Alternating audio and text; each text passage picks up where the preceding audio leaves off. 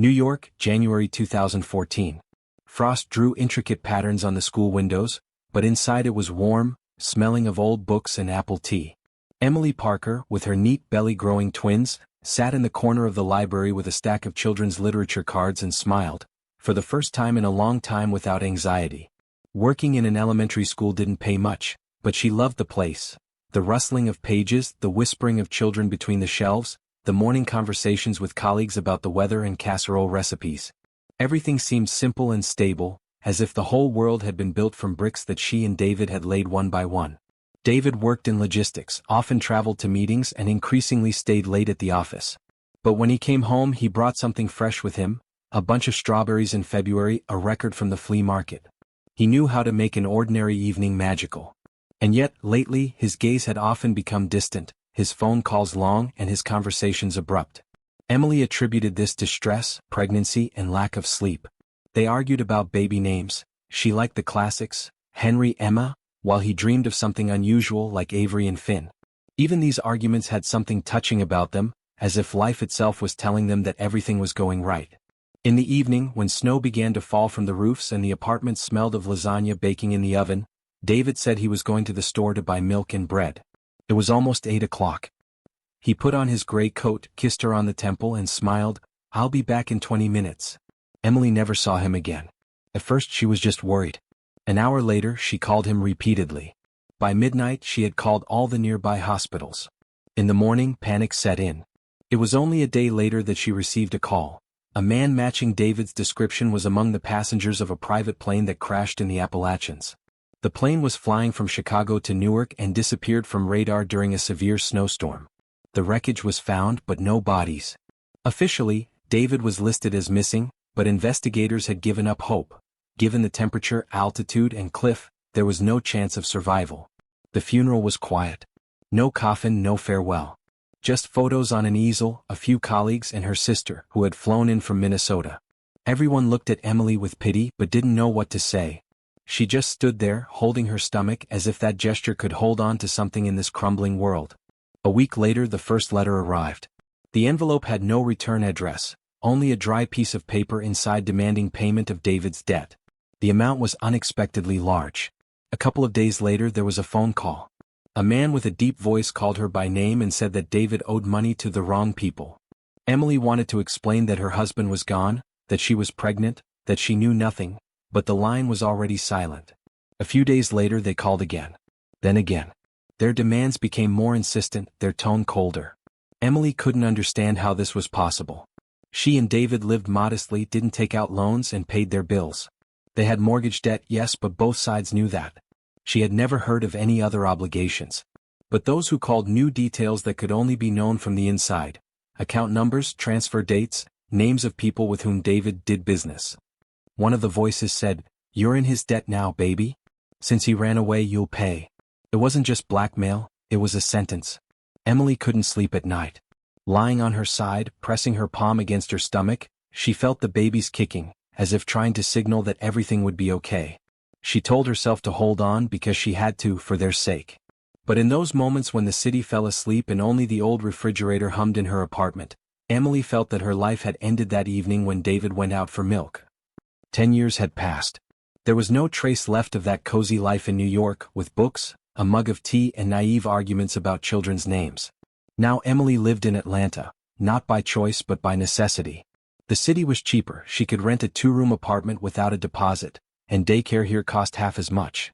And yet there was still not enough money. Every morning she got up at 5:30. She managed to heat up oatmeal, dress the twins, pack their backpacks and take them to school, and then she went to her first job at a bakery in a public supermarket. She worked there until noon, arranging fresh bread, cleaning the display cases and counting change at the cash register. Then she would quickly change buses and go to a household chemical store, where she would mop floors and stack boxes. In the evening, while the children did their homework under the supervision of a neighbor, Emily would put on her uniform and go to a small cafe in the center of town, where she would carry trays of coffee and donuts until late at night.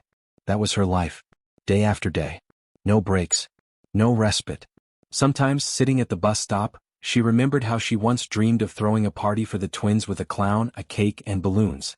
In the end, all she could afford was one cake for 2 and gifts from the sales. Ethan was a smart boy, often quiet with a deep gaze. Grace was open and sensitive, often looking at her mother as if she already understood more than a 9-year-old should. But outside their small apartment, the threat continued. The calls did not stop. The same voice, hoarse with a slight southern accent, kept repeating that the deadline had passed, that time was running out.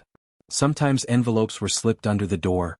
They contained no threats, only numbers and the words, remaining. Several times, men in dark clothes approached her on the street. Silently, without aggression, but with a look that kept her awake all night. All that remained of David were the children and this endless sticky debt that she had not asked for. One day, when the heat in Atlanta reached 100 degrees and her body had long been burning with fatigue, Emily lost consciousness right behind the counter at a cafe. She simply leaned over to reach for the teapot and fell into silence. She woke up in the hospital, under the white light of fluorescent lamps, with an 4 in her arm. The doctor, young and polite, with a face that did not yet show the weariness of life, gently told her that her body was exhausted. That if she didn't slow down, her heart might not be able to take it. That her children would need their mother not just for a couple of years, but for decades. But he didn't know that slowing down for her meant collapsing. When she returned home, she again came across a note stuck in the crack of the door. The paper had uneven edges and was crudely printed on an old printer. The deadline is the end of the month. The amount had long since ceased to make sense. She worked so that she wouldn't be afraid of every knock on the door. But now even that wasn't enough. That night, she opened an old email account she hadn't checked in a long time. Among hundreds of spam emails from pharmacies and lottery draws, she found a message from a former college friend, Joan, who now lived in Florida and worked for a recruitment agency for cruise companies. The short message read, "Urgent vacancy for a waitress on a 3-week cruise from Miami. Excellent tips, accommodation and meals included. You can earn some quick cash. If you need money urgently, write to me." Emily read the email 5 times as if it might suddenly disappear. Miami seemed like another planet, where everything was bright, noisy, and far from her gray existence. But the words accommodation included and high tips sounded like a bell of hope. She wrote to Joan that same night. The reply came, "If you agree, I'll send you the documents. Departure is in 6 days. The position is filling up fast." In the morning, while the children were still asleep, she sat at the kitchen table and stared at the screen, pressing the reply button with her finger. The decision was made. She didn't know what awaited her on that ship, but she knew one thing. Staying meant breaking down. Leaving was a chance. Maybe her last chance. The cruise ship, sparkling with lights and polished to a mirror shine, set sail from Miami early in the morning. Emily stood at the rail, feeling the Atlantic wind play with her hair, and couldn't shake the feeling that none of this was really happening to her. The spacious deck, the beaming smiles of the tourists, the colorful cocktails on the waiters' trays, it all reminded her of another life, distant, almost fictional. It was hard to smile. Grace's voice still rang in her ears, "You'll be back soon, right?" And Ethan's gaze, slightly wary, as if he sensed that his mother hadn't told him everything. Jen, her college friend, promised to look after the children, send photos and keep in touch. Emily tried not to think about how much they missed each other. She had one goal on this trip, to earn money. The rest could wait. The first 2 days passed in a blur. Fatigue, noise, and routine all blended together. Emily worked as a waitress in a restaurant for VIP guests. She had to maintain her posture, smile, and carry trays as if she didn't feel the pain in her feet.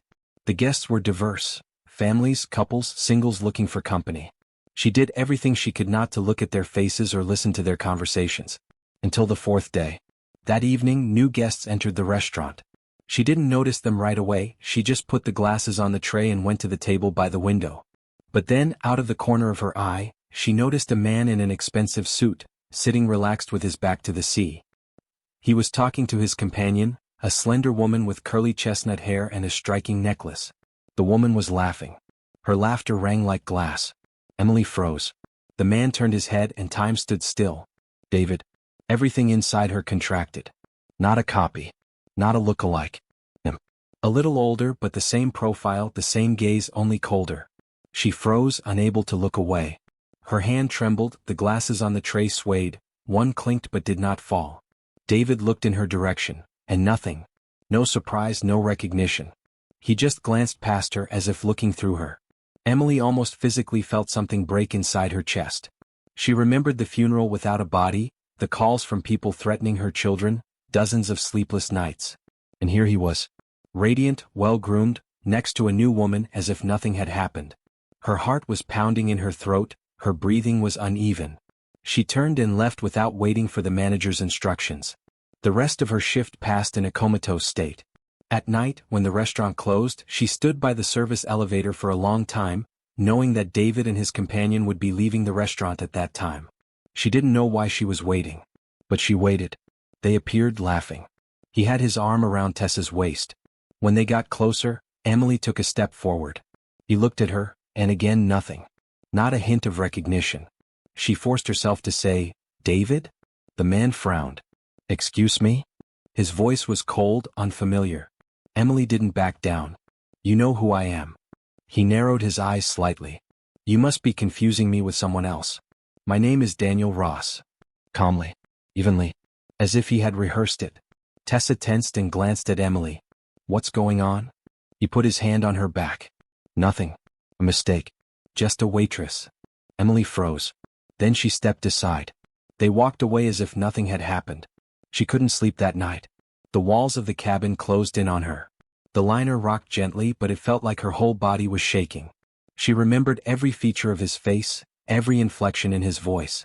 Not only was he alive, he had changed his name and built a new life. And he had renounced her. Deliberately. Coldly. Everything was too precise, too calculated for it to be a mistake.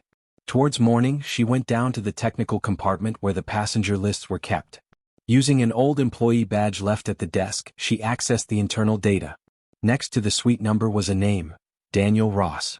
But in the passport details column, photo, date of birth, even hometown, Emily recognized everything. There could be no mistake. It was him. David. Only now, a stranger. With a new name. With a new life. And, it seemed, with a past that he had carefully buried. But she had found him. Coincidence? Out of the question. After that night, Emily seemed to snap out of her stupor. The shock of meeting David gave way to something sharper, heavier, and colder, determination. She was no longer the woman who cried on the floor of an empty apartment, clutching a letter from debt collectors. She had survived. And now she was going to do something no one expected, especially him. For the first time in 10 years, she had a chance to turn things around. She started with the only person she could still trust. Leo Morgan, David's former colleague, a cyber specialist with whom they had worked together in the early 2000s on an outsourcing project in Boston. After the firm closed, Leo disappeared from the spotlight. He was no longer listed in company registries, but rumor had it that he was solving digital problems for wealthy clients. He never asked unnecessary questions. And Emily knew that he was the one who could find what she needed. She sent him a short message via an encrypted email service, saying only one sentence, "I need everything on David. Urgently." The reply came, "Give me 24 hours. And your passport number if you still have it." She still had it. The next morning, she gained access to a cloud storage account protected by two-factor authentication. Everything was inside. David hadn't faked his own death, but he had paid for it, through a front insurance company owned by a family friend from Arkansas. He withdrew money from their joint account a week before the disaster. He then used offshore accounts in the Cayman Islands to freeze the amount transferred from the insurance policy on the fictitious policy. Everything was arranged to look like an accident. But among Leo's files he found something more, letters mentioning names that Emily had never heard before. In particular, a certain Joseph Banks, the owner of a logistics company in Houston, from whom, as it turned out, David had swindled a large sum of money under the guise of an investment agreement. When the money disappeared, Banks began searching for it. According to Leo, Banks was not just a businessman. He was connected to people for whom the disappearance of money was not just a loss but a challenge. Emily leafed through the documents with trembling hands. She saw statements, screenshots of correspondence, forged signatures, digital traces left on platforms that were supposedly zeroed out. But Leo restored everything. It was more than just an escape. It was a large-scale scam that destroyed more than one life. And among all the victims were she and her children.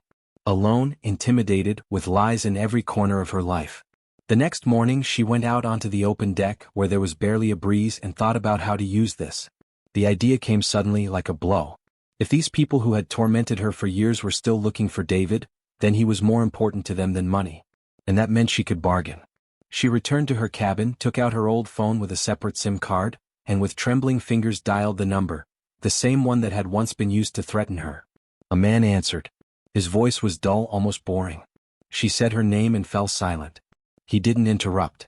Then, with cautious curiosity, he asked, "You're not calling for no reason, are you?" Emily exhaled as if she had decided to jump into icy water. She said calmly, without trembling, "I know where he is. I have the evidence you need. I can hand it all over. In exchange, you wipe his debt clean. And you don't touch me or the children. Ever?" There was a pause. The man was silent for a long time. Too long. But then he said, "Prove you're not lying. Then we'll talk." That same night, she sent an encrypted copy of the archive prepared by Leo. It contained redacted but convincing materials, correspondence, scanned documents with a new identity, Daniel Ross, photos and cruise registration details. 2 hours later, she received a call back. "The deal is accepted," said the same voice briefly. "Cabin number?" Emily looked at the screen, then slowly said, "7th deck. Suite with a view of the bow of the ship. Name in the system is Daniel Ross. ID confirmation at the reception desk." The man did not answer. He simply hung up. She sat motionless in the darkness. Somewhere below her feet, the ship's engines hummed. Outside the porthole was darkness and the moon over the ocean. In a few hours, everything would change. She had done everything she could. Now the hunt would begin. The morning began as usual. Bright sunlight streamed through the tulle curtains above the portholes. Music for gymnastics was already playing on the deck. Waiters hurried with trays, and tourists in bathrobes slowly made their way to breakfast. Everything seemed the same, calm as it should be on a floating resort. But Emily felt tense inside, as if the very fabric of the air around her was beginning to vibrate. Her hands trembled as she buttoned her shirt, but her eyes were steely and determined.